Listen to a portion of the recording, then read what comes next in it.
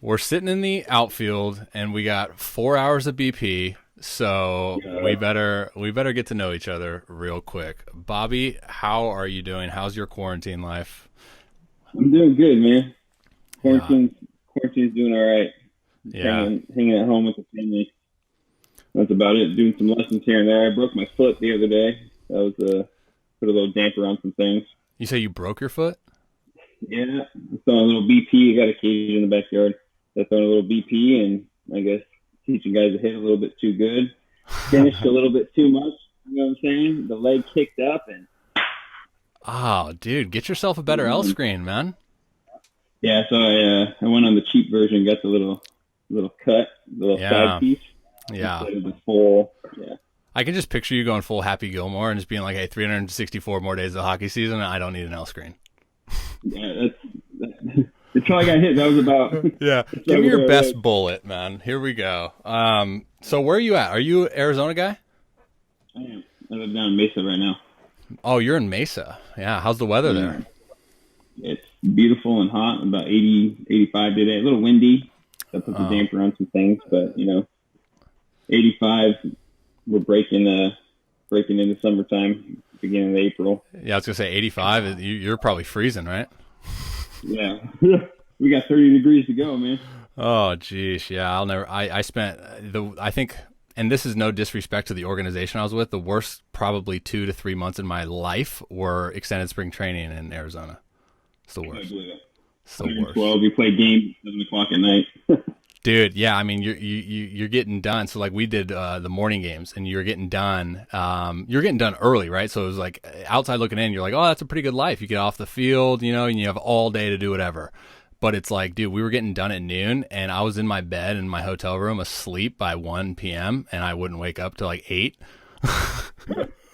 Just All drains day in you. the AC, baby. Oh, just drains you. So, I'm actually like, I'm genuinely curious, and I didn't do any research before I hopped on this podcast, so I know nothing about like your background. So it'll be a good segue into me getting to know you a little bit better. So, where does your baseball background begin? You can take us back as far as you want, and then we'll catch up a little bit down the road. So I started originally from Reno, Nevada. Oh, Uh, Broken into scenes, Little League baseball. T-ball was a catcher. You know what I'm saying? T-ball catcher. Had a little infielding glove and a mask. That's about it. you need a Since then, you need a catcher in t-ball. yeah, dude. You gotta know what you do. You just gotta stand there, look good. Yeah, That's that's the about hardest it. part. Yeah. But yeah, no, grew up in Reno. Went to school out a couple different places. Um, Started out in Iowa, in Connecticut for a semester, finished in Wisconsin, and then ended up I broke both hands in a year. Took like a red shirt my senior year of college because I broke my right hand. Had to get surgery on that, and then a year later broke my left hand. Seeing a And pattern then here. yeah, both hands in a year. So then I almost hung it up, and I got a call from my agent and went and played a year at indie ball and had some opportunities to keep playing, but kind of moved home and had to grow up and help the family out type thing. So I started coaching about 7 years ago. Uh-huh. So when you were saying you were going to school, that was college, right? That's not high school, that's college. You were going to different places to play ball. Correct. Correct. Oh, but you played high school ball in Reno? Yeah. See, I love Reno, dude, because like I'm like maybe like 5 hours away from there. And that's where we go if we want to like go gambling. Where you at? I'm in Northern California, a small town called Cloverdale. It's like Santa Rosa area. Okay. Do Yeah, you know yeah, the yeah. Do you know the I was, area? yeah. I know, right? There's a little NorCal. Yeah, yeah, a bunch of hippies, man. Yeah, Yeah. it See, I explains was thought you everything. were in like Texas. You're not in Oh, Texas? do I look like a Texas guy? I mean, I appreciate the compliment because I think of a guy like growing up on a ranch and just freaking strong out of his mind, but no. It's oozing a manliness with so much beard. Yeah, you must have seen a picture of my chest hair, and then you're like, That's Texas. probably it. Just That's screams probably what it Texas. was. Yeah. Probably what it was. Where'd you play indie ball at? Down in New Mexico. Oh, Las Vegas, New Mexico. Yeah. okay. Yeah, dude, New Mexico's the spot. New Mexico's dope. I had when I road tripped home from I was in Omaha. That's maybe where you got confused, but I was in Omaha doing my rehab. I road tripped home. I saw a buddy in New Mexico, and I had the best burrito ever, I think. Green chili in it.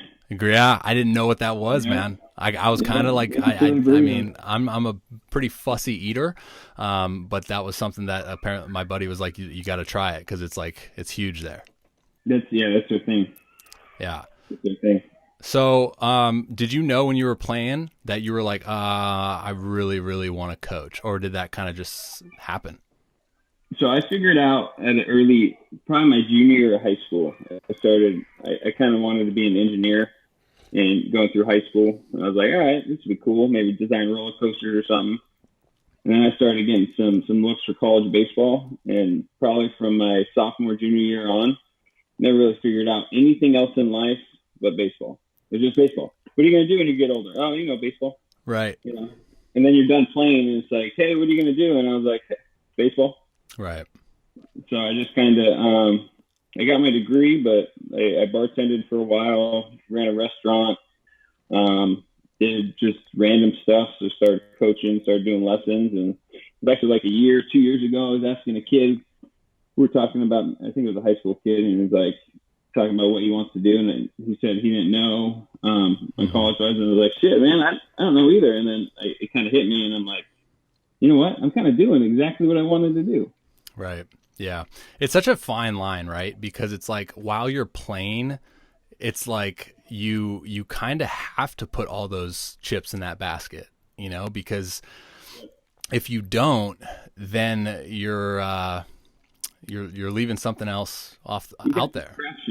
Yeah, and it's so tough though, because like now, in the back of your mind, I feel like, because this was it for me too, right? Because like I got drafted out of high school, so it was like all I knew was baseball. That was it. I'll make the big leagues, become a millionaire, so on and so forth.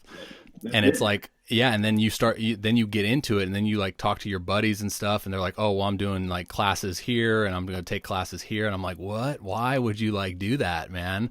But it's true. Like it's almost that fallback plan that they always talk about, But it's so tough, that fine line of like, hey, you gotta put 110% energy and effort into this baseball thing. And then all of a sudden it's over, and it's like you got to freaking find a way to get back on your feet quick. It's like, oh, I don't know what to do. See so many guys too, right? Like you see so many guys that get done with it, and they're like, okay, well, I don't really know what to do anymore, and that's tough. So would you say like you do you love? I love asking this question. Do you love coaching more than you love playing the game? 100%. Really? Here's why. So I don't like, I'll hit a little bit. I do mainly like hitting, catching, right? So I'll hit or I'll throw down here and there to show kids, and like I'll do it once and like I think I still got it. Like I caught some bullpens the other day, like a couple weeks ago now, for a couple minor league guys for Bard.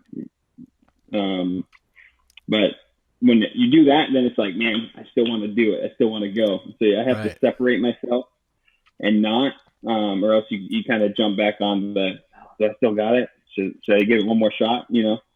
But the coaching is so much more rewarding, because it's the way I think about it is it's like I had my chance. I did my thing.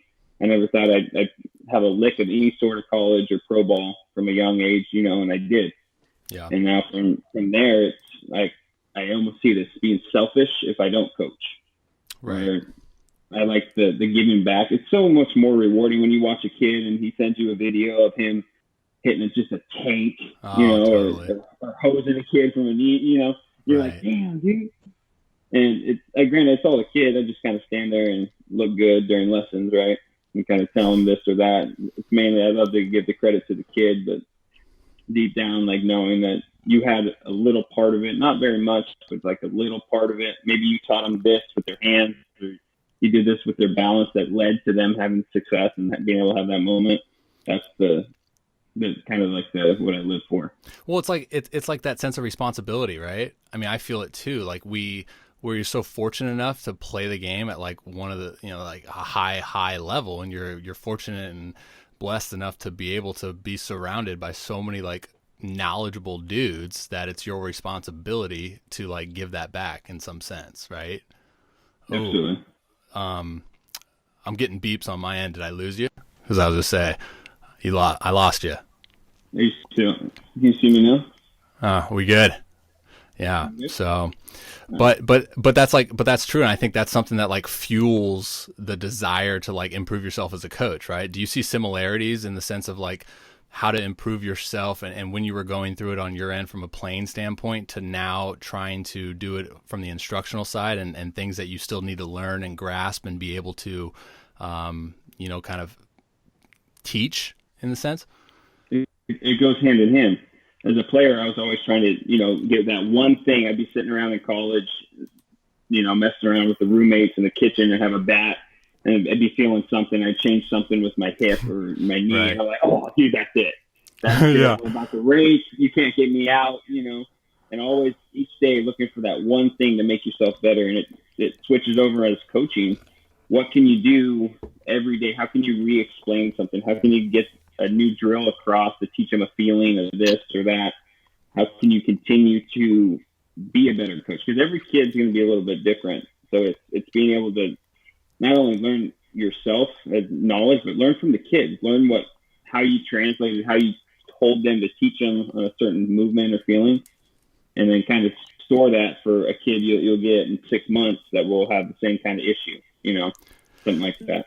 Yeah, I think the best, and this is something that I'm on, and like to your point, it's funny because I've been out. I missed all of 2019 with the surgery that I had, and so I put all my effort into like the instruction side, and ever since then I've learned like more about the game, and for me obviously it's pitching, but it's funny how it kind of correlates, right? Because like when you're doing it, you're trying to learn more about yourself, which, brings about a lot of teaching points and whatnot. But when you're teaching other kids or other people, and there's so many different, cases, that you're able to learn more about the act, because it's, you got to differentiate from each individual, because they all have their kind of, their different struggles or their different successes.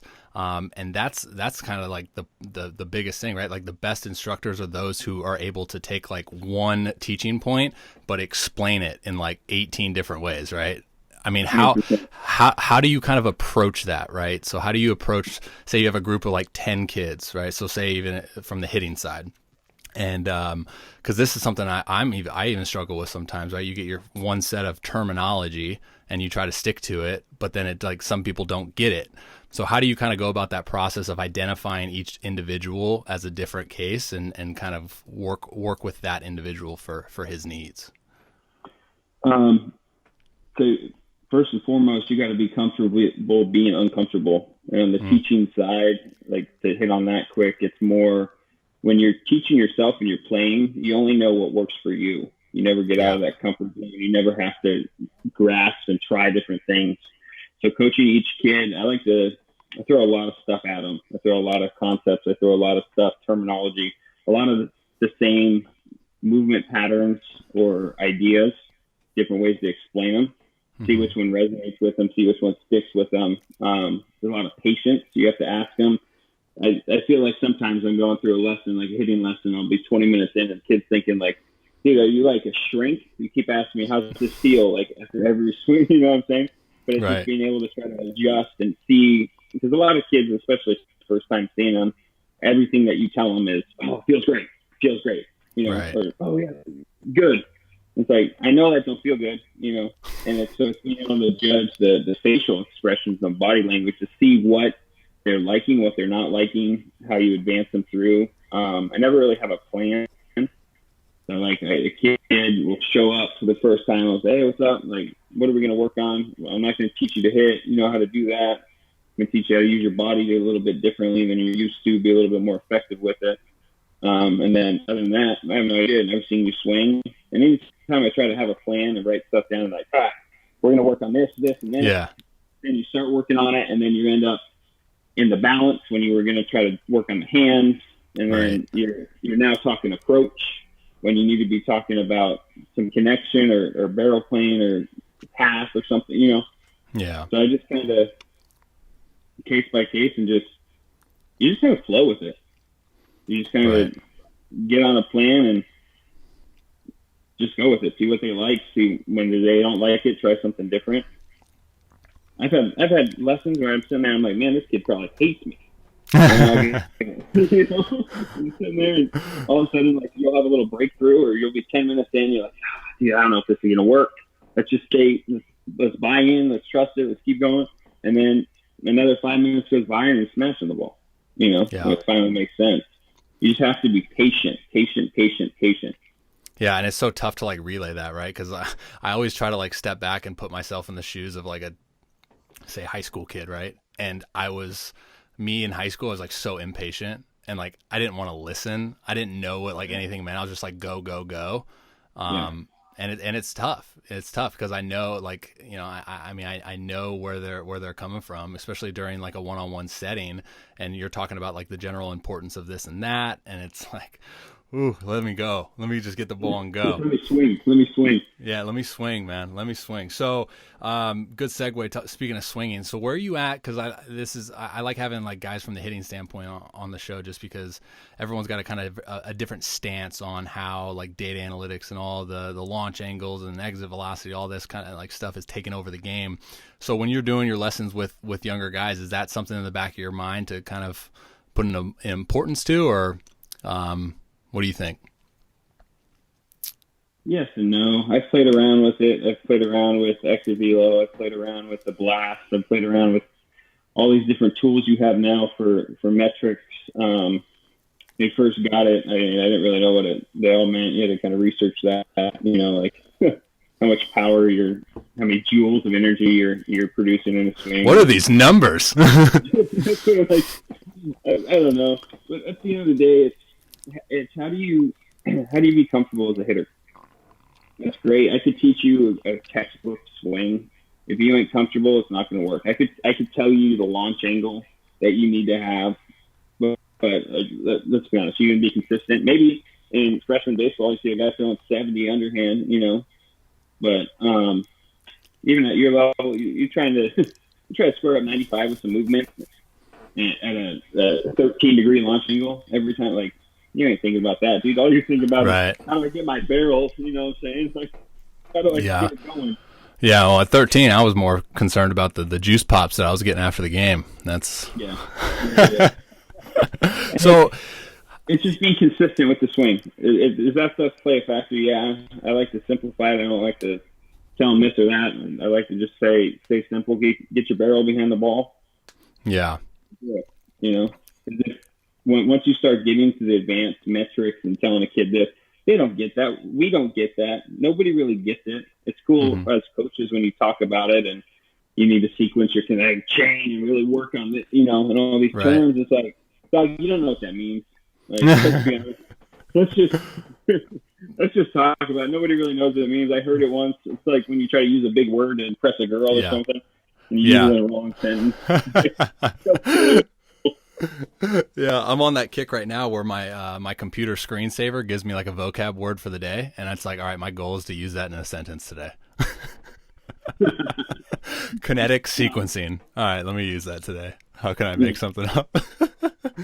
But it's true, right? Because it's like we always talk about how to simplify, because things in the game of baseball, pitching, hitting, catching, all of these things, they are all happening in like a blink of an eye, right? So we always like whether it be pitching mechanics or swinging mechanics, like we put so much emphasis and break it down. Like, it's funny, I have a whiteboard here of like how I outlook on pitching mechanics, and there's 10 different things labeled, and it's like we're trying to break down something that happens in a matter of maybe 2 to 3 seconds, and we can segment it this much. But when we're talking about instruction, and especially with kids, right, from like high school, obviously the higher you get up, the more mental capacity I would say you have, but the importance of like really simplifying every single thing, and again, tailoring it to each individual's approach, but understanding all of these different,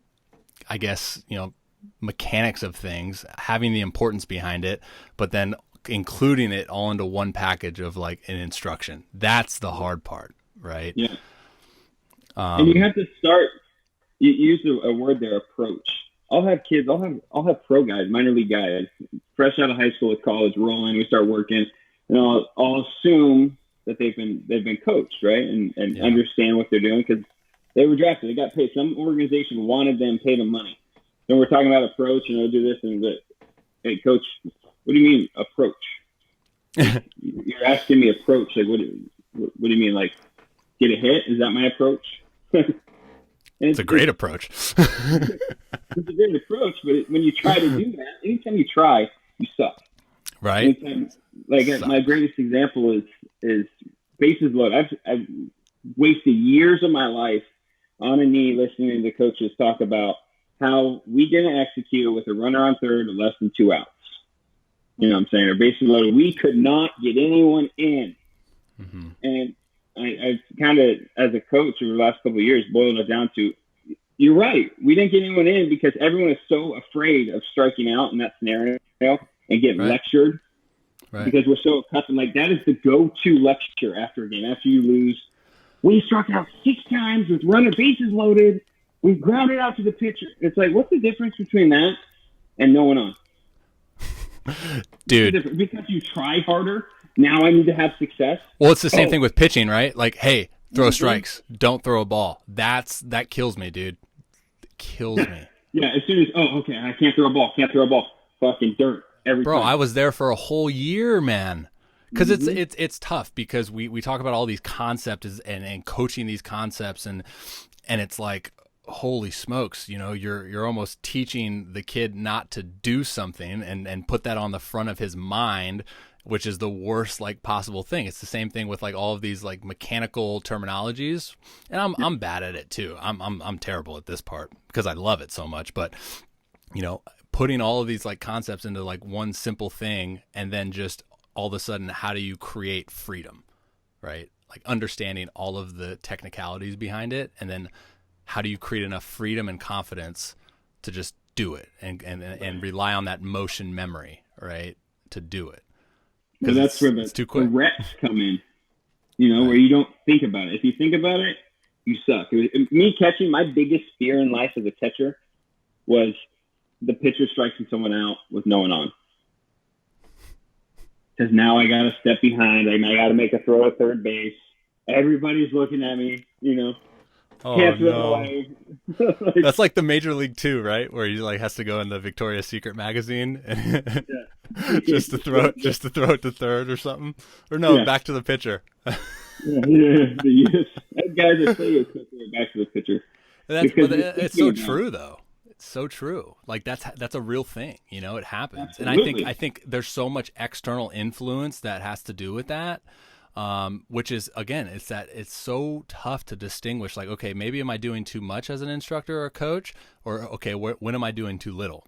Because it's like you want to help, but then in the back of your mind, yeah, exactly, but in the back of your mind, like, and this is something that I'm super passionate about because like I had the yips for a whole freaking year, you know, and I knew the worst way to approach it was to continuously talk about it. So every time, like, you know, another instructor or coordinator or whoever it was come to me and like talk about it, it became more on my mind and more on my mind. And it's like, that's so tough. You know, how do we get out of this thinking mindset and then just be doers, you know, and rely on that athleticism? This freaking game. So I came up a couple of years ago based on, and this will translate to you a little bit. This little terminology, I put it on a shirt, I have it on a wristband. So what? You make a mistake, so what? It's the caring about whether you're on the mound, you're in the field, you're in the box, you perform good or bad or ugly, it don't matter. There's no correlation to what you just did and what's going to happen next. All your focus needs to be on the next pitch. It doesn't matter if you threw it off the backstop, you threw it off the umpire, you threw it off first base, you know, you swung at a ball that hopped twice, you let go of the bat, whatever it is, you booted a routine ball, you take a deep breath, you get rid of it. So what? Here we go.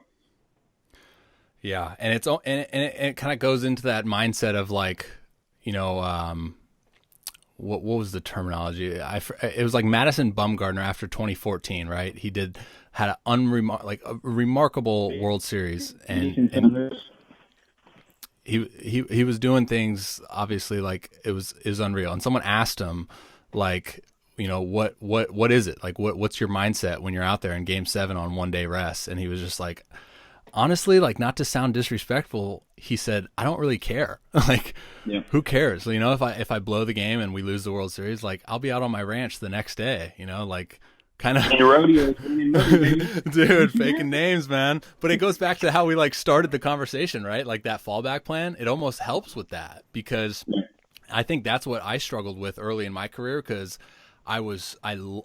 dude, I love this game. I'm sure you kind of like relate to that, but you love the game so much. You want to succeed so bad because of the work you put in. And that almost is like a negative, right? Because you're putting so much internal pressure on yourself to succeed and base your amount of joy off the success, that you put too much pressure and you fail.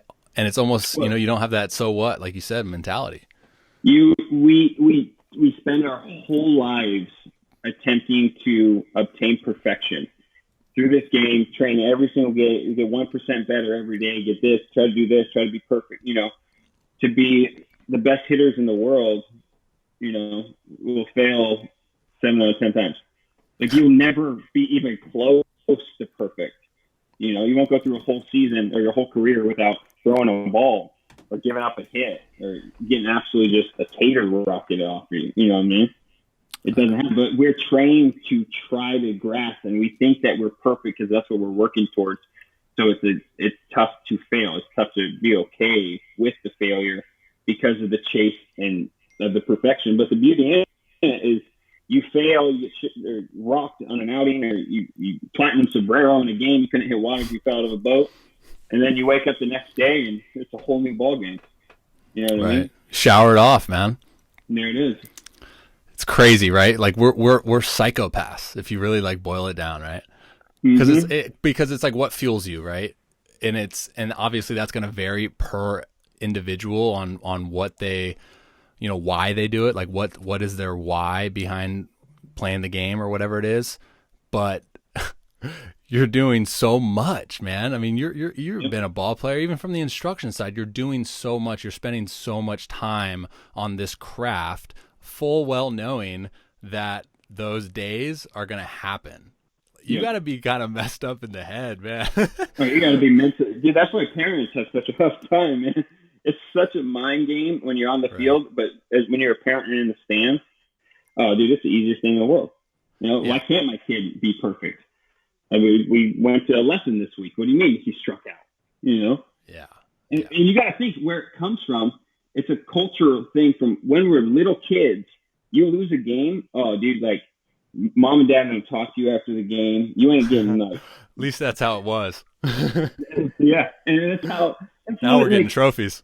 When I got to pro ball, like I was all upset. Like in college, I was so drilled into my head that when you lost, you didn't talk to nobody on the bus. You try to crack a joke on the bus on the way home after a loss. Like coach is stopping the bus, you're doing sprints. Right. So you get a pro ball, and you like. I remember it was like our 5th game in, and we lost, and I'm like bummed, like. God, dude. Had a guy look at me and goes, "What's wrong, bro?" And I'm like, "We lost." He's like, "We play tomorrow." Like, you're right, dude. We play tomorrow. Like, you're right. All right, cool. And then it's like, then you can actually enjoy the game because we've been so trained just to win and win and win and win, And if you, you can lose and you just get sanded for 4 games in the tournament, youth baseball, and then go win a ring. But it's such an interesting concept to think about. Like, is it actually the winning or was it the fun? Was it the focus on the fun? Is that what we should have been focusing on instead of the winning? When you focus on the fun, do the wins happen? And when you focus on the winning, you ain't having fun. I'll tell you that. The coaches are yelling at you in the dugout. You can't say anything. You got to talk about baseball in the dugout, Been there. Well, then it's the question. It's the question of like, do you love winning more than you hate losing? Right. Right. Or why can't we think of it as, why don't you just love to compete? Dude, and that's where it's at. And I think, and going back to the point we made about like, how do we forget all of the mechanics of everything, right? And all of the successes and failures of everything and how can we just focus on the task and the enjoyment of the task. And that's where I believe that's where that competition comes in, right? That's where that love for competing comes in, dude. Like that is, baseball can be your number one outlet to express that. And I think that's something that's easily kind of forgotten, or at least like lost sight of, because of the advancements in coaching and video work and data analytics and this and that, we forget that. Like at the end of the day, dude, it's about frickin' that competition, me versus you, mano a mano. Let's go, dude. I'm throwing everything out the window and we're frickin' rocking. Flow state, man. Here we go. Yep. And that's the point of like, how do we get that across? Right. And even if you get owned, like if I face you in 2 at bats, you K me up first one, I hit a bomb off you second one, we both think we won.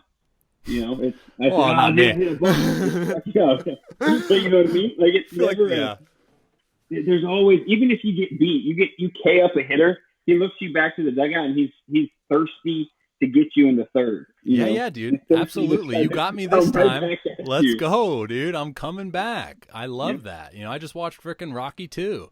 I don't know what that I was like, like, let's go, dude. Freaking run it back. But that's the mentality. And I think, and again, I get a lot of flack for being a guy that kind of harps on the millennials or the younger guys of the generations, right? But it's like that's something that you don't see a lot of in mentality, is that freaking A, dude, like, let's go. You see a guy fail these days, and not everyone, obviously, but you see a lot of kids that lose the tournament or lose the game or strike out or get the golden sombrero, and then they're just kind of smiling and whatever. I still get a trophy afterwards, and that whole like participation type thing, right? So this is a really good question that I like to ask, and I have no idea how to answer it. But like, how do you instill that to a player, right? Like that mentality. How do you, or is it just kind of something you're born with?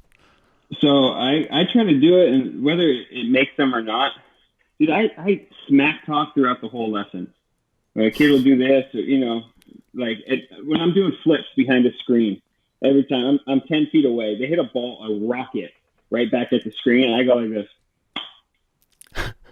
this. Every time, dude. 3-1.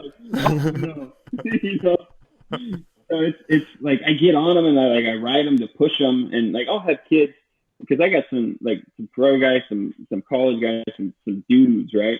And they'll roll out and be like, "Oh, what's up, squirt gun arm?" Dude pops a 1.8, in high school. Like, "Hey, dog, like I heard like you upgraded to a super soaker yet? Or are you still out there?" You on the Nerf gun? Yeah, you know what I mean?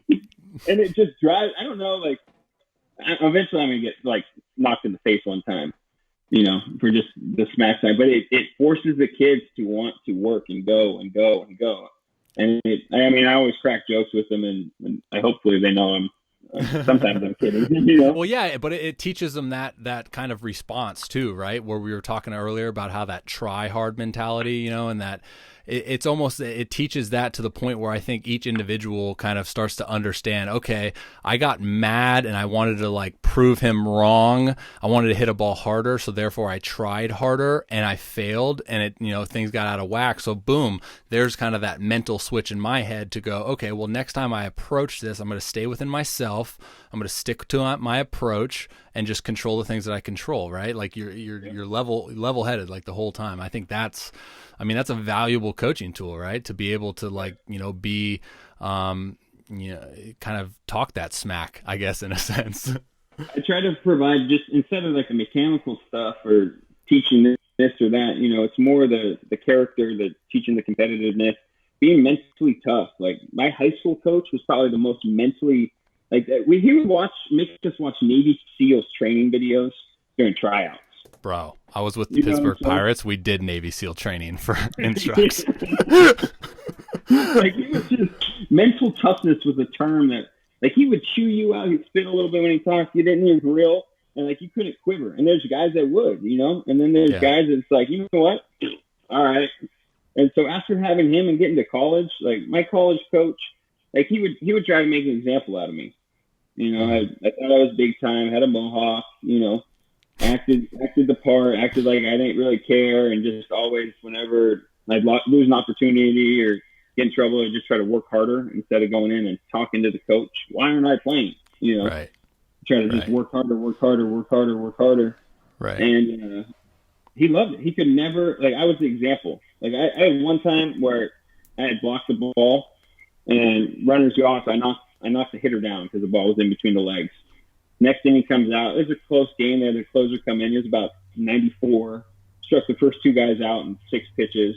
Comes up to me, dots me in the ribs first pitch, and smiles at me. You know what I mean? Like, I knew what it was for, and I kind of looked at him and just threw the bat, and that was it. Just kind of like gave him the mug, like, I know why you did that. Like, I want to come at you, but I'm not going to, you know. Threw the bat, kind of went down to first base. The coach came across from third base all the way around to first base to yell at me and to take me out of the game for staring down the pitcher. You know what I'm saying? We got video on that?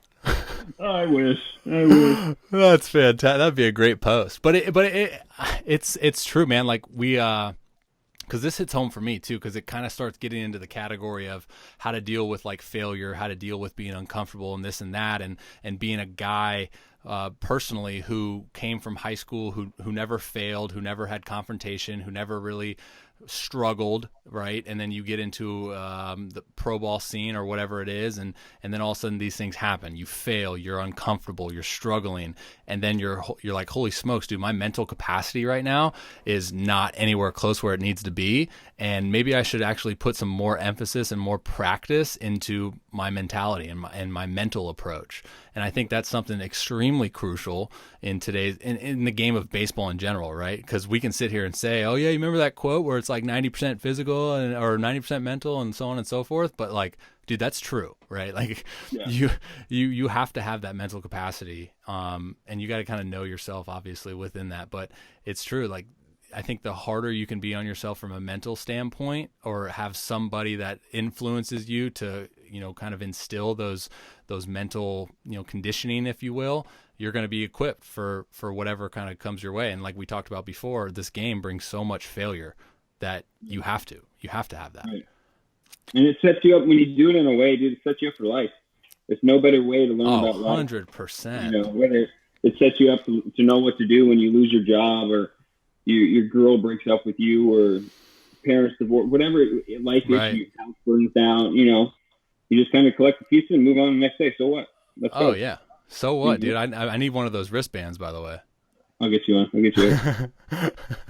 Yeah, but it's true. But that's why a ton of people, like in the workforce, they love hiring ex-athletes, right?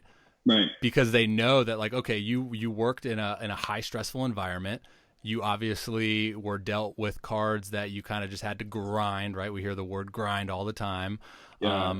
But it's like that problem-solving strategy, right? And it's funny because I was just talking to my mom about this. We live in a society now where everything's instant gratification, right? You have a problem and it's straight to Siri, Google, or YouTube, and it's like that problem is solved within a matter of instant, and you didn't really do anything for yourself to like figure that out. And it's crazy, right? Because again, I don't want to like harp on the millennials and the younger generation because they have access to it, and that's almost being resourceful, and I do it too. I'm guilty of it. But there's almost something to like, you know, kind of that teaching point of, okay, I have a problem, I need to solve it, and how do I solve it? And then you learn about yourself, and then you go forward. It goes back to all those games. I'm sure you played them, whatever the names are. Like, name of the game is Snaps. What are you going to bring to the green glass door? Yeah, we're going camping. Yeah. There's one guy on the team that knows it, and he's out there just doing moves or saying words, and you got to like, God, I don't know what it is. And then his buddy, he tells his buddy, so there's two guys, you just want to know. Oh, what's the key? Oh, you got to figure it out. Figure it out. Dude, for years, there was like, my coach would do it when I was younger. It would be like 2 years it took me to figure out what it was. You know what I mean? Yeah, the hat game, all those things, man. You get so frustrated, dude. But then there's the people, right? Like, this is that good identification of like who's probably gonna make it are the guys who are like, I'm out. This is stupid. It's dumb. I don't want to think. Or the guys that are like, F this, dude. I'm gonna spend freaking a double header on Saturday to figure this dang thing out. You know, and that's kind of that goes with everything. And once you figure it out, that's the guy you put on the chart and signs from the other coach. You know what I'm saying? To dot it up to figure out what they're calling. Oh, that's true. But yeah, dude, I could talk about this stuff all day because it's so cool to see the correlation into real world. Like, Yeah. you know, we always, I think athletes get kind of put in this bubble of like, oh, they have nothing to worry about, their athletes, like whatever. But it's all like real world stuff, dude. You know, like for example, this pandemic, so much bad stuff is happening, but it's like you have your select few that are just going to sit there and make excuses and kind of like feel sorry for themselves. And then you have your select few are like, okay, I'm going to grind. I'm going to figure a way out. I'm going to, you know, either whether it be like doing a side hustle or whatever, I got to figure this out because back's up against the wall and it's either adapt or die. Like, Yep. and I think that's that true mentality of being a freaking dog, being an athlete, you know, and succeeding, because we're all dealt with failure, man, whether we like it or not. Right. And it's almost that like, okay, how are you going to respond? Because that's in your control. You know, that's something I talk a lot about too, is like, you have the control to you have the power to control your response to anything. Instead of just, I mean, you can get pissed off and pout about it, or you can do something about it, you know, and through playing the game, I mean, you get slotted, you roll in, and depth chart wise, you're mid reliever, you know, where you think you should be a starter. I mean, you can pout about it and never get out of mid relief, or you can do something about it, show up every single day, put in more work. You know what I mean? Everyone wants the magic keys, the little pill. What are you going to do? Oh yeah. Oh. Work. That's all you got to do. You don't got to do crazy stuff. You know, all you got to do is just do it. And show up and do it every day. That's it.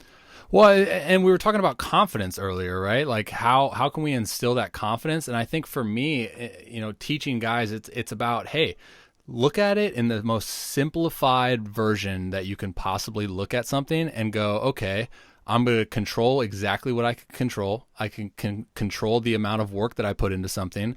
I can control like the amount, the smart behind the work, right? Like having a plan and identifying what I need to work on. And then at the end of the day, as soon as that ball leaves my finger, or as soon as that ball leaves the bat, or whatever it is, it's out of my control. And then therefore that confidence is now instilled in me, because I'm not worrying about the results. I'm not worrying about going 0 for 4. I'm not worried about not getting out of the first, because it's like, hey, I can look myself in the mirror at the end of the day and be like, dude, I did everything I needed to do. And that's what you said in the beginning of the show too, was like, look, like I put everything into it. You know, I was done, and I could live with myself now. And I think that's the biggest key, the biggest piece to it is being able to look yourself in the mirror and be like, did I do everything in my power to put myself in the best possible situation to have success? If that answer is yes, then I think you're going to have a lot more confidence moving forward, right? Absolutely. That's what I tell my hitters. Like our goal as a hitter, all you want to do is hit a ball hard. Find a pitch you can hit hard, hit a ball hard, and who cares? I'll have guys, college guys, hit me up. Hey, how was your day? It was great, coach. I was like, well, what you doing? He's like, I was 0 for 4 and absolutely just smacked the ball. And I'm, oh, all right, yeah, that boy. Oh. You know, and then you watch guys and where the overcoaching comes in. And I see it a lot in college baseball. I watched this guy one time, started the season with one of my dudes. He was hitting like just the lights out of the ball. Okay. Out of 10 ABs, he probably had 9 balls that were just crushed, where you had a center fielder lay out. You had a right fielder lay out. You had a shortstop lay out. You know what I mean? Like balls just smoked. So I think it was like 1 for 10. So immediately, got to change the swing. Got to change the hands. We got to make adjustments. Like, dog, you are like, you're just unlucky, man. Like you are just unlucky. But then as soon as that happens, you're changing stuff. You're not comfortable. Now you're creating, coaches create a problem. They're saying, oh, your results, right. You have 10 ABs, your results show that you're not very good. Who cares that you crushed 9 balls, but you don't have a hit? You know what I'm saying? You could have had your ass out and flared one into right, and we would have changed the thing. You're doing great. You're hitting 300. Yeah. You know what I'm saying? So now you're creating an issue when it's not there. The swing, it's not the issue, you know. And now it's causing kids to feel defensive. You change stuff, and then you incorporate that with your next couple of games. You go 0 for 2 with 2 punches. So they pull you in the 7th, you know, pitch hit for you. Oh, whew, confident. There's no more. Right, you know right. A matter like this too, right? Like out of nowhere, and but that's where it's important as a player too to like, instead of putting all the chips in like the statistics, the failure, the success based on ERA, batting average, home, whatever. Like, do something different. Like you said, hard hit balls, right? For me, I remember I had a year specifically where it was like, I mean, on paper it sucked, right? Like the back of my baseball card in general sucks, but like I look at it like a good year because I looked at one thing, and that was opponent's exit velocity, right? Like, are people crushing me? And I think if you can kind of, if you can base it off like those like little things, and you can kind of put all your mental emphasis on like, okay, this is the one thing that I'm going to look for, and this is going to kind of determine good or bad, right? Like each and every day. Cause you know how it is, man. Statistics can be so skewed, especially like, throughout the course of a whole year. And it's tough, right? What you base your success and failure off of. So, and even you as a pitcher, and I'm sure this has happened, you execute a pitch and a count off the black and a plus count that you think, man, dude, that was a great pitch, and guy destroys it. Wow. Yeah. Every run I've ever given up, actually, it's been an executed pitch. There you go. But you can't be mad about it because you did your job. Yeah, they just don't put it on the back of my baseball card. I keep trying to get them to, but they're hesitant on it. Like, they've never done it before, so why would they do it for me? Well, the unlucky factor. Yeah, those a-holes. Yeah. Oh, man. Well, dude, I got to be respectful of your time. I know I got to go and train again, so I got to let you go, man. But we're going to do this again. We didn't even get to the beard topic. I was going to actually start the show by saying, hey, those of you guys who are listening, thinking this is going to be a baseball podcast, you guys are wrong. It's going to be a beard podcast. I was watching Avengers last night, and I'm looking a little Thorish. You might have me on, the side, but yeah. Well, you got the right color to be Thorish. Yeah, he's actually my wallpaper right now. You know what I'm saying? You got me on your wallpaper. There we go. Oh yeah. All right, man. Well, thanks again. Tell my audience where they can find you on social media. I'm over there on Instagram, BP Training _hitting_instructor. I got another one too. You got a long enough one or what? I got BP Training AZ too, but I just built that to save the name. So I don't really use that one. All right, man. Well, I'll sign you off the air. But appreciate your time, man. It's been fun. Absolutely. We'll talk soon.